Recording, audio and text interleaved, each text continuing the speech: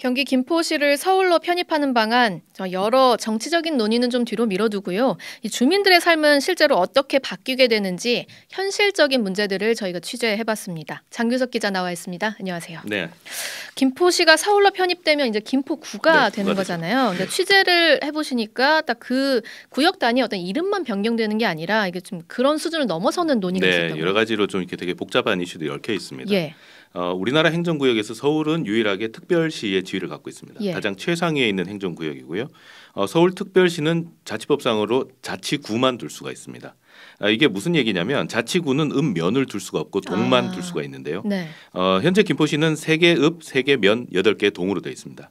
여기서 김포구가 되면 통진읍, 고촌읍, 양촌읍 3개 읍하고 대곤면, 월곤면, 하성면 3개 면은 동으로 전환이 됩니다. 다 동으로 바뀌군요. 이 동으로 전환이 되면 근데 문제가 뭐냐면 대부분 이제 농어촌 지원 사업이 읍면을 대상으로 하고 있어요. 네. 심지어 이제 농어촌 대학 입학 특례 같은 것도 상위 행정구역이 뭐냐 이거하고 상관없이 읍면에 학교가 있으면 여기 대상이 됩니다. 그런데 읍면이 없어지고 동으로 재편되면 이 농어촌에 들어가는 각종 혜택이 없어질 가능성이 큽니다. 그럼 이 농어촌 지역 주민들의 삶의 기반이 좀 파괴될 수도 있다. 네, 실제로 그런 일이 많이 있고요. 김포 같은 경우는 이제 삼국사기, 고려사 이런 데도 이제 지명이 나옵니다. 되게 네. 오래된 지명이고요. 이게 이제 김포평야 때문입니다. 김포평야는 수도권 제1의 곡창지대가 되고요. 예로부터 이제 유서 깊은 농업지대다 이렇게 얘기할 수 있죠. KBS 농촌 드라마 대추나무 사랑 건전 네. 이런 게 있는데 이 드라마의 배경도 김포시 고촌읍이었습니다. 네. 지금은 신도시가 많이 들어섰다고는 하지만 여전히 이제 농경지 비율이 상당히 높은 이제 지역이고요. 또 이제 김포는 그래서 이제 도농복합시의 형태를 갖고 있습니다. 예. 읍면이 이제 동하고 같이 이제 공존하고 있고 또 서해안하고 한강하구 쪽에는 어촌들도 있어요. 그래서 이제 자치구로 들어가면 이 농어촌 이제 농어민분들 중심으로 이제 토박이 분들 이런 분들이 좀 피해가 클 수가 있고요. 네. 또 자치시를 유지하면서 이제 서울시로 편입이 되거나 아니면 자치구에 읍면을 둘 수 있도록 해야 되는데 사실 이거는 법을 다 바꿔야 됩니다. 그래서 이제 거의 불가능한 절차라고 할 수 있고요. 법을 바꾸게 된다면요. 네. 근데 이제 법을 바꾸면 자치구들도 이제 너도 나도 읍면을 전환하겠다는 하는 경우가 나올 수가 있습니다. 그래서 실제로 이 구가 아니라 읍면 둘 수 있는 군으로 돌아가겠다는 군들도 네, 실제로 있었다면서요. 그런 케이스가 있어요. 광주광역시 광산구가 그런 케이스인데 예. 1988년에 광주시로 편입을 했는데 이때는 직할시였어요. 광주시가. 근데 당시에도 직할시에는 구만 둘 수 있게 돼 있어서 광산군이 송정시하고 합쳐져서 광산구로 광주시에 편입을 하게 됩니다. 근데 이제 광산구가 되니까 아까 말씀드린 대로 읍면이 모두 동으로 바뀌었고요. 그래서 이제 농사 짓던 분들이 이제 농업 관련 지원들이 끊기면서 피해를 보게 됩니다. 네. 그래서 이제 읍면을 설치할 수 있게 다시 광산군으로 돌려달라 이렇게 이제 운동들도 있었고요. 2000년에는 광산구의회가 특위를 설치해서 조직적으로 나서게 됐습니다. 사실 그리고 이제 자치시 같은 경우는 이제 자치구보다 이제 세목이 더 많습니다. 걷어들일 수 있는 게. 그래서 예산도 더 크고요. 김포시 올해 예산이 1조 6천억 원이 좀 넘습니다.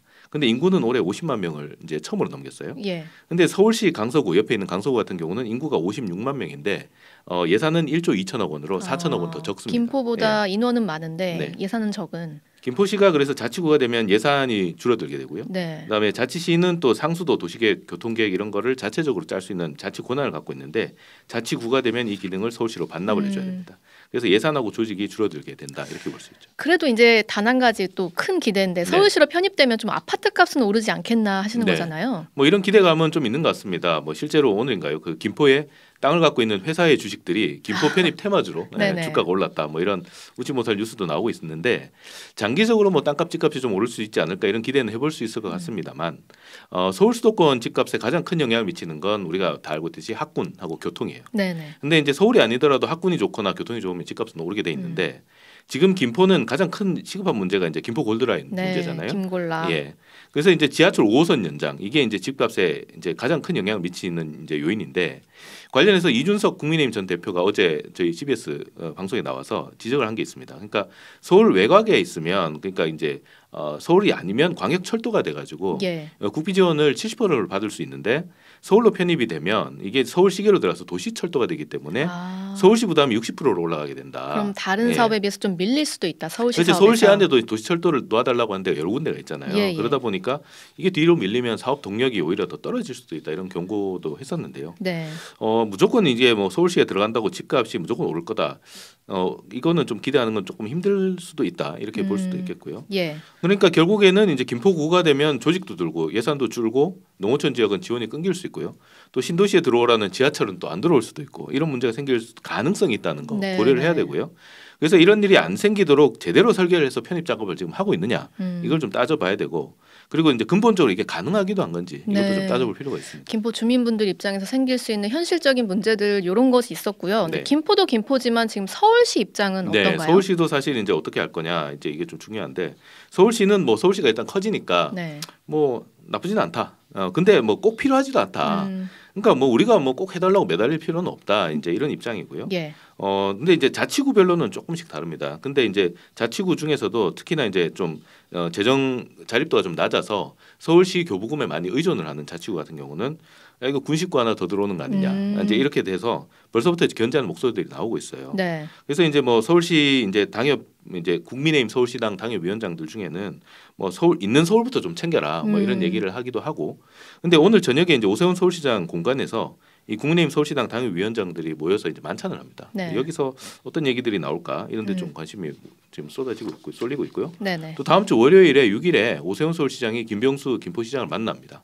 이때 이제 김포시장이 서울 편입을 추진한 이유, 당위성 이런 걸 설명한다고 하는데 오 시장이 이거 한번 들어보고 판단해보겠다 이런 좀 신중한 입장을 지금 나타내고 있고요. 네. 그래서 여러 가지로 좀 넘어야 할 산도 많고 음, 또 이제 그래서 이제 단순히 총선을 앞두고 성급하게 논의할 문제인가 이런 부분은 좀 잘 따져봐야 될 것 같습니다. 네, 실제 우리 삶에 어떤 영향 주게 될지 심층적인 취재 장규석 기자 잘 네. 들었습니다.